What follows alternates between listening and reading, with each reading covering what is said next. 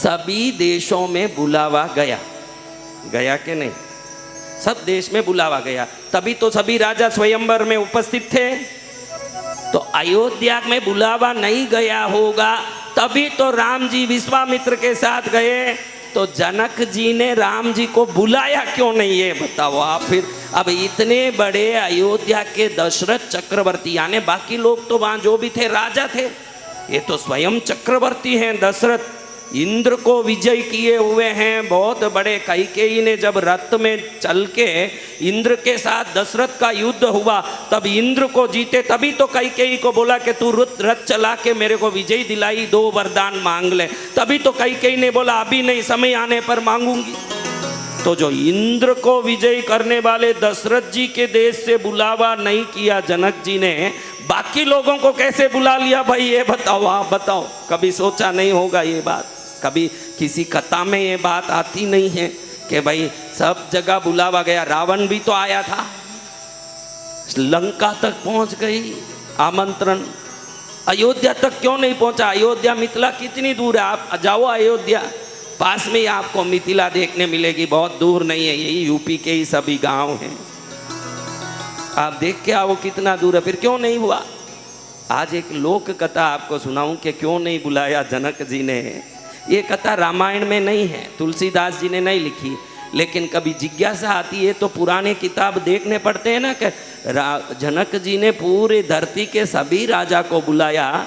दशरथ जी को कह सकते थे कि आपके पुत्रों को भेजो, मेरी बेटी का विवाह है, स्वयंवर होना चाहिए, क्यों नहीं बुलाया भाई?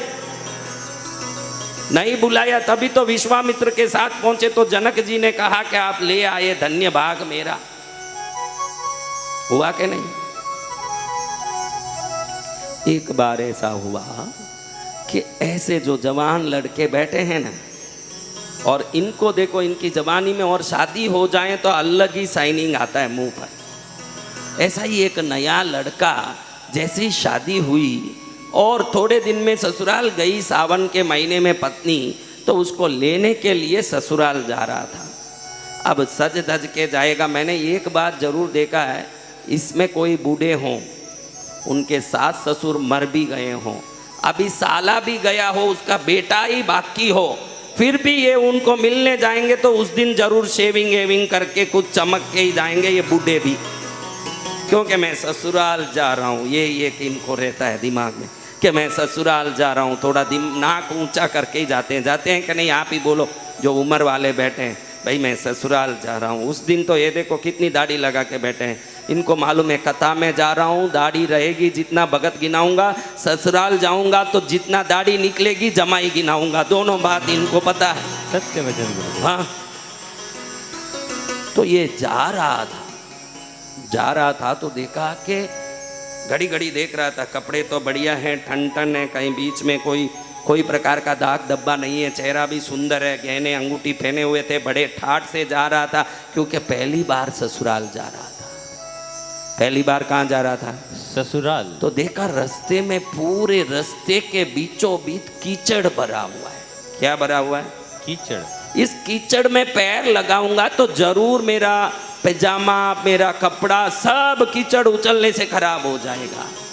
और अब मैं तो यही पहन के जा रहा हूँ, दूसरे कपड़े या वस्तु कोई हाथ में सूटकेस तो है नहीं, और ऐसे जाऊंगा ससुराल में, लोग गांव के भी हंसेंगे, क्योंकि छोटे गांवों में घर का ही जमाई नहीं होता, पूरा गांव का वो जमाई होता। हमारे गांव के जमाई आए।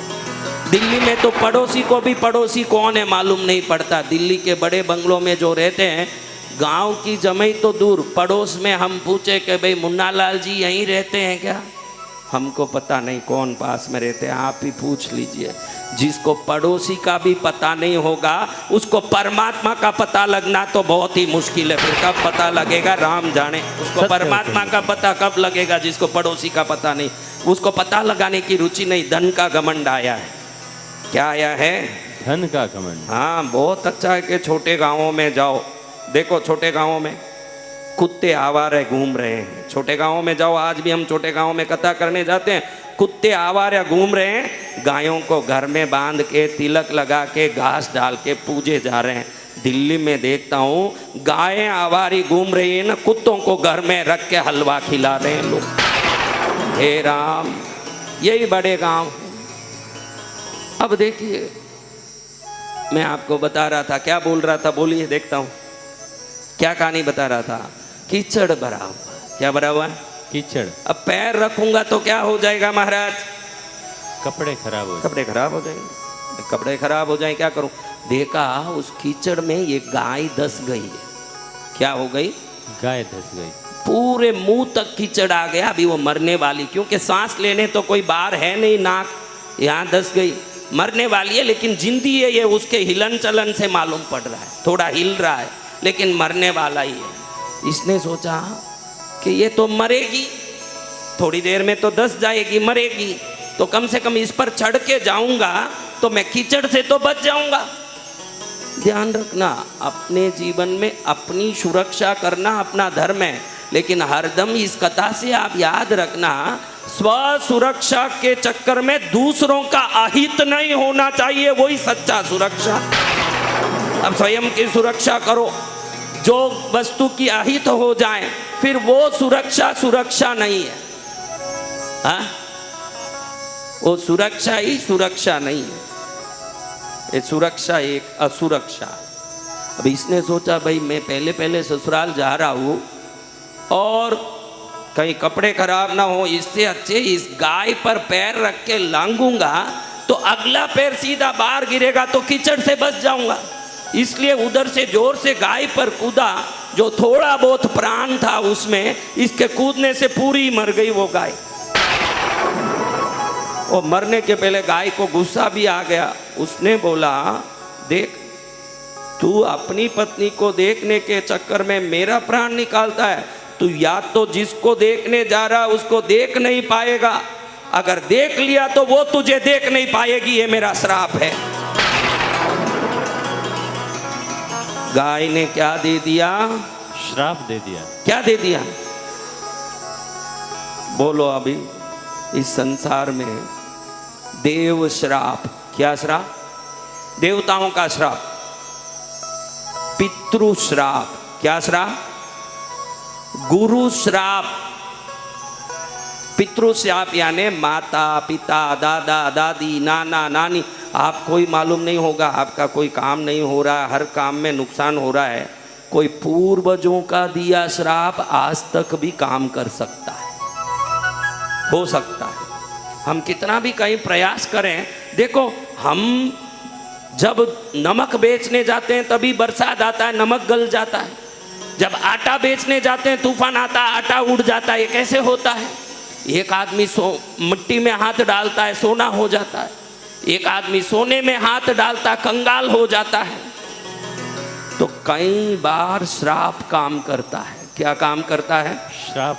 आप भी ध्यान रखना, मैं एक अच्छा उपाय बताऊंगा, भले श्राप हो न हो, मैं ऐसे उपाय आपको बताऊंगा। श्राप हो तो निकल जाएगा, नहीं हो तो भी घर में पुण्य बढ़ेगा, ऐसा एक उपाय बताता हूँ। लेकिन उपाय करना चाहिए तो बताऊं, खाली सुन सुन के बैठ जाएं तो उपाय करें तो बोलूं। चलो पहले अपन कहानी निपट लेते हैं, क्योंकि श्राप लगा हुआ आदमी तड़प रहा है, उसको वैसे ही छोड़ के अपनी उपाय में नहीं घुसना। अब इसने जैसे ही सुना कि मैं जाऊंगा तो या तो मैं उसको देख नहीं पाऊंगा, अगर मैं देख लिया तो वो जिंदी नहीं रहेगी। अब कौन जाएगा भाई ससुराल? लेकिन वापस जाऊं तो कैसे बिन पत्नी जाऊं? इस श्राप का क्या इलाज करूं? ससुराल तक पहुंच ही गया, लेकिन याद आया का दरवाजा खोल के वो सामने आ गई, या तो मैं देख नहीं पाऊंगा या वो देख नहीं पाएगी। पीठ दिखा के बैठ गया वहीं। ससुर जी बाहर आए, मन में सोचा कि जो दहेज देना था पूरा ही दिया, चैन भी दिया, अंगूठी भी दी, गाड़ी बंगला सब जो देना दिया, फिर ये यूं पीठ दिखा के क्यों बैठा है मेरा जमाई? इसको क्या गर्मी आई? हाँ जमाई जी अंदर आओ, सब सही है, कुछ आपको नाराजगी हो तो? नाराजगी नहीं, नाराजगी नहीं। अरे नाराजगी नहीं तो बाहर ऐसे क्यों बैठ गए हो? अरे ए शीला, शीला, जमाई जी आ गए, बेटी को बुलाएं। बेटी आ गई, बेटी देखे के पीठ दिखा के बैठा। जैसे ही वो ऐसे सामने आने की कोशिश करे, वो जिस दिशा में आवे वो पीछे मुड़े, इधर इधर घूमे उधर घूमे। अब ये सोचे कि बोलूं तो वो घबरा जाएगी, नहीं बोलूं तो भी कुछ अनिष्ट हो जाएगा, क्योंकि गौ श्राप लगा है, आज का श्राप नहीं। त्रेता युद्ध का श्राप की बात कर रहा हूँ, त्रेता युद्ध का श्राप। आजकल तो बड़े बड़े पंडित भी श्राप दे दें तो कोई काम नहीं करता, क्योंकि पंडित जी आधे पंडित ही हैं, फिर श्राप कहाँ करने वाला काम। हाँ, अब देखिए ये हालत है। अब गाय को, श्राप को याद करते करते ऐसे घूमे, पत्नी को गुस्सा आ गया। पत्नी बोले क्या आप यहाँ तक आके मुंह फिराते हो? या तो क्या गलती हुई बता दो, या तो आप आनंद से अंदर आओ, ये बाहर पूरा गांव तमाशा देख रहा है, क्या गांव को तमाशा दिखवाओगे? आओ। जैसे ही वो गुस्सा करके खुद ही इनको हाथ यूं करके सामने कर दी, अब आंख से आंख मिलना ही था। इसलिए आपको भी कहता हूं कि कभी कभी बिना कारण जाने अपनी जिद्दी पूरा करने की कोशिश मत करिए, समय और अवसर देख के घर को चलाइए। इसमें कई बार पति सोचता है कि मेरी पत्नी को मेरा हालत बताऊंगा तो दुखी होगी, इसलिए बताता नहीं है। लेकिन हम उसको कहते हैं देखो पड़ोसी के घर में सैमसंग मोबाइल है उसकी हाथ में, मेरे को आप नहीं दिला रहे हो, मेरे को वो मोबाइल बगैर क्या आस पास में ऐसा है वैसा है। हम हमारे परिवार की हालत जानना हो और व्यवस्था करना हो तो शांत रहेंगे तो पति स्वयं ही सब समझाएगा। लेकिन हम कई बार अपनी उद्दंडता से घर के हालत को बर्बाद कर देते हैं। मैंने तमिलनाडु में ऐसे आदमी देखे हैं, पत्नियों के ज़बरदस्ती करने से गहने गांठे लोन में दूसरी उधारी लेके दिलाए हुए बाद में वो नहीं चुकाने के कारण फांसी खा के मर गए। तो थोड़ा हाँ हमको भी सावधान तो रहना। अभी पत्नी ने जैसे ही पति को देखा, कहा था ना तू देख नहीं पाएगा, तो भी गाय दया वाली माँ होती है, उसके श्राप ने आधा काम ही किया। तू नहीं देखेगा यानी मरना चाहिए था ना, लेकिन मरा नहीं। वो श्राप आधा काम किया कि तू पत्नी को देखेगा या तो तू देख नहीं पाएगा या वो देख नहीं पाएगी, इसका आंख अंधा हो गया। उसको देखते ही क्या हो गया? अंधा हो गया। इसलिए कहता हूँ आपको कि श्राप न लगे किसी का। दिल्ली में देखता हूँ मैं एक आश्चर्य वाली बात, एक गाड़ी जा रही है, एक कार जा रही है, एक आदमी उसको थोड़ा उससे स्पीड आगे जाता है तो तुरंत ये रुक के उसको मारने लगता है और कुछ ना कुछ पीटने लगता है। गुस्सा आता है कई लोगों को, मेरे आगे ये कैसे जा सकता है। ऐसे भी कई बात में अहंकार और उद्दंडता होती है जीवन में। ये क्या उद्दंडता समझ नहीं आवे। अब ये अंधा हो गया, पत्नी तो जोर से चिल्लाए, हे प्रभु अभी तो शादी हुई मेरे, अभी तो पति आए और इतने में अंधे हो गए, अब मैं कैसे टिकूंगी। जोर से चिल्लाई, मंदिर गई, वहां गई, दर्शन की, कुछ नहीं हुआ। फिर इसको लगा विदेह देश किसको कहते हैं? जहां राज करने वाले अपना देह का बाण छोड़ के आत्मचिंतन में रहते हैं। इसीलिए तो सीता का नाम वैदेही हुआ, जो सीता माँ है, विदेह देश की देवी थी। ऐसे विदेह राजा जनक जी से मैं न्याय मांगूंगी कि आपके राज्य में मेरे पति का आंख चले गया है, आप ही मुझे मेरे पति का आंख दिलाओ, आप राजा हो, हर प्रजा का सुख आपका कर्तव्य है। सीधे जनक राजा के दरबार में पहुंच गई। कहाँ पहुंच गई? जनक राजा के दरबार में पहुंच के शिकायत करने लगी, हे महाराज आपके होते प्रजा सदा सुखी हैं और सबके घर में आनंद है। पूरा विदेह देश परिपूर्ण सुख से, धन से, वैभव से, आनंद से, मंगल से लबालब भरा हुआ है। मेरा पति बाहर से आया और अंधा हो गया। प्रभु गाय का श्राप लग गया है। मैं मानती हूँ उन्होंने अपराध किया, लेकिन आप राजा हैं तो प्रजा का सुख आपका धर्म है। आप मेरे पति को श्राप मुक्ति का उपाय बताएं, ये निवेदन करने में दरबार में आई हूँ। जब तक वो श्राप मुक्त नहीं होंगे ये बाहर मैं आप पर डालती हूँ। पहले राजाओं को प्रजा का भार झेलना पड़ता था, वो जमाना था। आज देखो इलेक्शन में आ गए वोट मांगने तो अगले इलेक्शन में उनका मुंह देख सकते हो, 5 साल मजा लें फिर। हाँ, अब ये देखो जनक राजा सोचे पूरा देश खुशहाल, कोई लंगड़ा नहीं, कोई लूला नहीं। देखो देश में बीमारी आ रही है, देश में दुख आ रहा है, देश में परेशानी आ रही है। यथा राजा तथा प्रजा, राजा अत्याचारी होगा तो प्रजा को भी दुख आएगा। राजा सोचे मेरे देश में किसी को दुख नहीं है, मेरा देश ही सर्वोत्तम है, इसमें ये क्यों रो रही है, एक भी मेरा देश में रोना नहीं। राजगुरु को बुलाया, सदानंद जी। क्या नाम? सदानंद जी। विवाह कौन कराया सीता का? सदानंद जी कराते हैं ना। सदानंद जी को बुला के कहे कि प्रभु देखो ये रो रही है और मेरे पर बार डाल दिया कि मेरे पति के श्राप मुक्ति आपका काम है, मैं क्या करूं? थोड़ी देर ध्यान करके सदानंद गुरु ने बताया कि कोई बड़ी सती औरत हो। क्या हो? सती। एकदम पतिव्रता हो, छलनी में पानी भरे। किसमें? छलनी में। वही पतिव्रता। अब आप छलनी में पानी भरो, कहीं नीचे गिरे, अब वो छलनी में पानी भरे और पानी टिके, छलनी के छेद से तो पानी को नीचे उतरना चाहिए कि नहीं भाई, स्वभाव तो यही है। जी भैया। लेकिन वो पानी टिका रहे हैं, उस पानी को लेके, टिके हुए पानी को इस आदमी के आंख पर छांट दोगे तो इसके आंख वापस आ जाएंगे, यही इलाज। जय गुरुदेव। राजा ने सोचा अब किस किस को बोलूं भाई, कि कोई सती आए पतिव्रता और इसको छलनी में पानी लाके आंख दें। इसने सोचा कि डंडोरा पिटाऊं कि इस ब्रह्मांड में कोई भी ऐसी सती आए वो ऐसे पानी भर के इसके आंख पर छाड़ दें ताकि मेरे ऊपर आया हुआ भार निकल जाए। समझा? अब इसने डंडोरा पिटवाया। डंडोरा सिर्फ मिथिला में नहीं, सिर्फ विदेह देश में नहीं, सब विश्व के सभी देशों में डंडोरे पीटे गए। वहां तक पत्र भेजे गए, उन राजाओं ने डंडोरा पीटा। डंडोरा अयोध्या में भी पिटाया गया। कहाँ पिटाया? अयोध्या देशवासियों सुनो, विदेह देश की एक माता के पति को आंख चले जाने से कोई पतिव्रता नारी छलनी में पानी भर के लाए, वो पानी नीचे ना गिरे, वैसी पतिव्रता उस जल को उसके आंख में छाटेगी तो उसका आंख आ जाएगा। विदेह देश में आज तक एक भी ना बीमार पड़ा ना अंगहीन हुआ। ऐसे देश में इस व्यक्ति को हुए दुख से मुक्त करने वालों को राजा आमंत्रित कर रहे हैं, जनक महाराजा। कौन आमंत्रित कर रहे हैं? जनक महाराजा। जनक महाराजा आमंत्रित कर रहे हैं। अब ऐसे ही समाचार पहुंचा तो दशरथ ने ये समाचार सुनते ही कौशल्या को पूछा। किसको पूछा? कौशल्या को। कौशल्या माता को पूछा कि देवी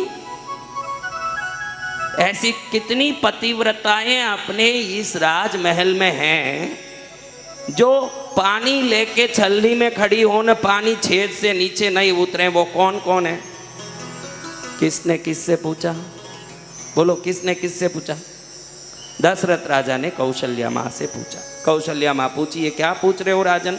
ये आपका देश है, ये अयोध्या है, यहाँ झाड़ू निकालने वाली सबसे छोटी जो काम वाली आप मानते हो, हम उनको भी पतिव्रता और सती मानते हैं। इस देश में हर नारी सती है। दशरथ जी को आश्चर्य हुआ, ऐसा अयोध्या में हर नारी सती? वाह, धन्य अयोध्या, धन्य अयोध्या। कौशल्या माँ ने दीर्घ भाव से कहा कि फिर तो भाई आप इसका अगर परीक्षा लेना चाहते हैं तो हमारे राजमहल में झाड़ू मारने वाली किसी भी बहन को भेज दो, देखो वो अपना काम बराबर पूरा करके आएगी। राजा ने देखने के लिए एक अपने जो राजमहल में काम कर रही थी उसको बोला कि तू छलनी में पानी पकड़। अब वो जो झाड़ू मारने वाली एक सोने की छलनी लाई, उसमें पानी भरा, एक बूंद भी नीचे नहीं गिरा। वहां के हर स्त्रियों में ऐसी पतिव्रता पड़ा। राजा ने उसको भेज दिया। दशरथ ने जाओ इसका आंख का इलाज करके आओ। वो पहुंची विदेह देश मिथिला नगर पहुंची। वहां जाके छलनी में पानी पकड़ी तो जनक राजा देखते रह गए कि अयोध्या में रहने वाले छोटे से छोटे लोग क्यों ना हो, सब सर्वोत्तम लोग हैं, सर्वोत्कृष्ट है। उनका काम छोटा हो सकता है, उनके गुण छोटे नहीं हैं। और जैसे ही वो काम वाली वहाँ पानी पकड़ी छलनी में, एक बूंद भी नीचे नहीं गिरा। जनक राजा के साथ पूरे महल के लोग देख के आश्चर्य में पड़ गए कि ऐसा। देखते रहे। वो पानी जैसे ही छाटा तुरंत उसको आंख आ गए और गौ श्राप से मुक्त हो। जय जय गुरुदेव।